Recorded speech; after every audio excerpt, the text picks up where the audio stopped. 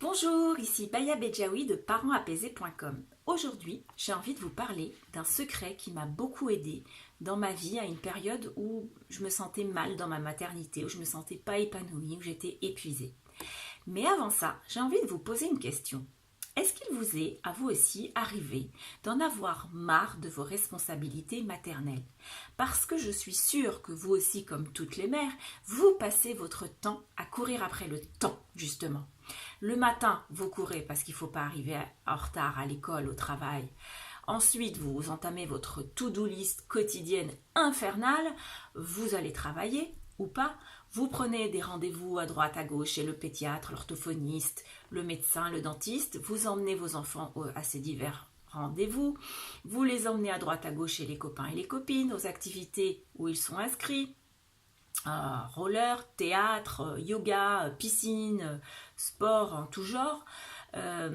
Évidemment, vous organisez des superbes fêtes d'anniversaire.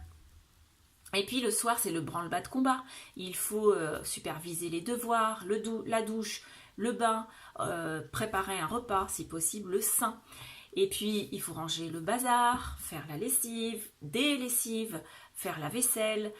Et vous, la nuit, vous vous réveillez quand ils sont malades ou qu'ils ont fait un cauchemar. Et puis, vous restez à la maison pour les garder quand ils sont malades. Et puis, vous faites face aux fureurs de votre patron qui dit « encore absente ».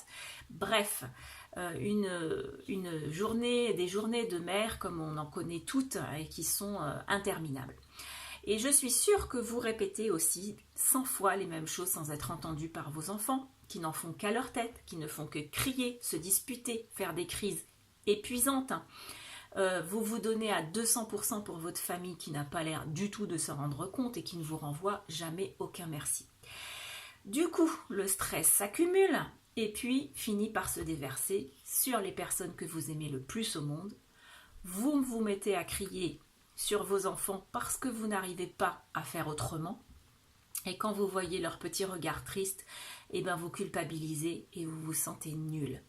D'autant plus que vous avez l'impression que vous n'y arrivez pas, mais que les autres mères, elles, y arrivent parfaitement. Alors vous culpabilisez encore plus et vous vous sentez encore plus nul en tant que mère. Alors vous vous dites, demain ça ira mieux. Et puis demain, eh ben ça recommence, et ça recommence, et ça recommence. Alors maintenant, je vais vous livrer mon petit secret. C'est un secret qui a été jalousement gardé depuis des millénaires. S'il venait à s'ébruiter, il pourrait saper les fondements de notre société et de notre culture. Vous savez comment je l'ai découvert, ce secret? Parce que moi aussi, je suis passée par là. Je suis passée par des périodes où je n'étais pas épanouie, où j'étais stressée, épuisée, frustrée par mon rôle de mère. Et là, j'ai découvert en réalité 2 secrets qui m'ont énormément aidée. Alors approchez, je vais vous livrer le premier. Le premier secret, c'est que la mère idéale n'existe pas. Non, je vous assure, les mamans magnifiques, superbes et en forme qu'on voit dans les magazines, dans les pubs à la télé, dans les séries, celles qui ont l'air de parfaitement s'en sortir avec leur travail, leur maison, leur conjoint, leur famille et leurs enfants, eh bien, elles n'existent pas. C'est un mythe qui a été forgé de toutes pièces par notre culture et notre société. Et nous, pauvres mères, nous essayons de nous identifier à cet idéal. Et quand nous n'y arrivons pas, parce que par définition un idéal n'est pas atteignable, eh bien nous nous sentons encore plus coupables. Et ce mythe, cet idéal est une véritable catastrophe pour la santé mentale, émotionnelle et physique des mères. Le deuxième secret que je voudrais vous livrer, c'est que les autres mères s'en sortent aussi mal que vous. Et oui, ce qu'il y a de commun à toutes les activités journalières des mères aujourd'hui, c'est toutes les frustrations qui s'accumulent à cause des 1001 choses à faire dans une journée en un temps record, à cause des imprévus qui viennent tout chambouler, de la fatigue qui s'accumule. Toutes les mères le soir venu, ont l'impression d'avoir fait une demi-douzaine de journées en une seule.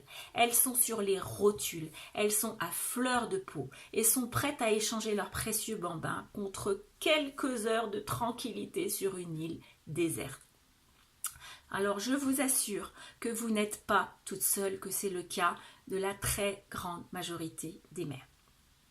Seulement, tous ces stress qui s'accumulent, cette culpabilité qui s'accumule, eh bien au bout d'un moment, elle finit par donner quelque chose qui peut être grave, qui peut avoir des conséquences graves et qui s'appelle le burn-out maternel ou le burn-out parental. On connaît bien le burn-out professionnel, mais on a fait aujourd'hui des parallèles entre tous les symptômes et même les facteurs en fait favorisant le burn-out professionnel, et on a remarqué que la mère avait les mêmes facteurs de stress qui favorisent aussi le burn-out. Et ce burn-out-là, il commence par un épuisement émotionnel qui est causé par une accumulation de stress modéré. Pas des gros stress, des stress modérés, mais qui demandent beaucoup d'énergie pour y faire face parce qu'ils sont en général chroniques et répétitifs. Tous les petits stress qu'on accumule dans une journée de maman. Alors, pour éviter d'en arriver là, j'ai 5 clés à vous délivrer. La première, c'est ne culpabilisez pas. Vous avez vu, vous n'êtes pas seul dans ce cas-là. La plupart des mères vivent la même chose. Alors ne culpabilisez pas. La deuxième, c'est soyez indulgente avec vous-même. Vous n'êtes pas une super-héroïne, vous n'avez pas de super-pouvoir. Donc vous faites du mieux que vous pouvez avec ce que vous avez. Et vous le faites déjà très bien.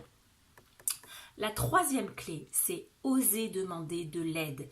Et oui, aujourd'hui, dans nos sociétés, on a du mal à demander de l'aide. Et pourtant, les mères sont souvent isolées, elles ont souvent du mal à demander de l'aide.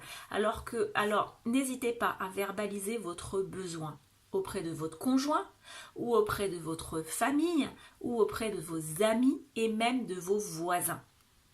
Personnellement, je n'ai pas de famille proche de chez moi pour me relayer, et donc on a mis en place un réseau d'entraide entre voisins, et en fait voilà, on se rend service mutuellement, ce qui permet de se libérer du temps qui est absolument précieux quand on est une maman, en particulier de jeunes enfants.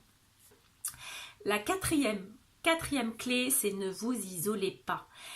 Participez à des ateliers parentaux ou à des groupes de parole, il y en a de plus en plus en ville comme en campagne. Ça vous permet d'échanger avec d'autres parents, de vous rendre compte que vous n'êtes pas seul avec ces problèmes, et aussi d'échanger des trucs et des astuces qui marchent. La cinquième et dernière clé que je veux vous livrer, c'est prenez soin de vous. Je sais, c'est facile à dire, mais c'est absolument essentiel. Quand sur le point où je vous ai proposé de demander de l'aide pour libérer du temps, prenez ne serait-ce qu'une heure par jour pour faire quelque chose pour vous, une activité qui vous ressource réellement. Je vais vous citer une phrase que j'aime beaucoup de Jane Nelsen, qui est l'auteure de La discipline positive. Elle dit « Quelle que soit l'activité qui vous permet de vous sentir vivante et de faire le plein d'énergie, trouvez du temps pour vous y consacrer. Ce n'est pas de l'égoïsme, c'est de la sagesse. » J'arrêterai là ma vidéo. Dans les prochaines vidéos, je vais détailler les 5 clés que je vous ai livrées, et je vais aussi détailler ce qu'est le burn-out maternel pour que vous compreniez bien et que vous compreniez bien quels sont les facteurs qui peuvent causer ce burn-out maternel. Donc si vous voulez suivre ces vidéos, n'hésitez pas à vous inscrire sur ma newsletter, sur mon blog www.parents-apaisés.com. Je vous dis à bientôt sur parentsapaisés.com, et d'ici là, soyez bienveillante avec vous-même. Au revoir.